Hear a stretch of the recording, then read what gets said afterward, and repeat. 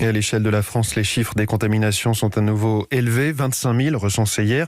Il y a cette inquiétude autour du variant britannique, cette mutation du virus qui est 50% plus contagieuse. On se demande à quel point ce variant circule déjà sur le sol français.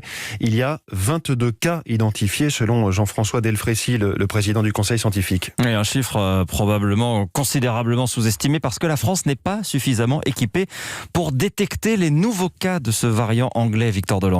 Oui, quand vous faites un test PCR, vous ne pouvez pas savoir d'emblée quel type de coronavirus vous avez contracté. Pour savoir si vous êtes atteint par le variant anglais, il faut en passer par le séquençage, c'est-à-dire mettre au point une carte d'identité génétique du virus avec des appareils spécifiques. Et c'est là que le bas blesse, car la France ne dispose pas du tout du même réseau de surveillance que le Royaume-Uni, comme l'explique le professeur Gilles Pialou, chef du service des maladies infectieuses à l'hôpital Tenon à Paris. On n'a pas une base de données nationale de tous les séquençages d'abord, et deuxièmement, on ne séquence pas assez. C'est-à-dire que les laboratoires de virologie séquencent 100 fois moins que les Britanniques. Conséquence, si le variant anglais se multiplie, et on sait qu'il est très contagieux, on mettra trop de temps à s'en apercevoir. Selon un membre du conseil scientifique, il faudra alors frapper très fort pour casser les chaînes de contamination, quitte à appliquer des mesures beaucoup plus contraignantes que le couvre-feu actuellement en vigueur. Victor Delande.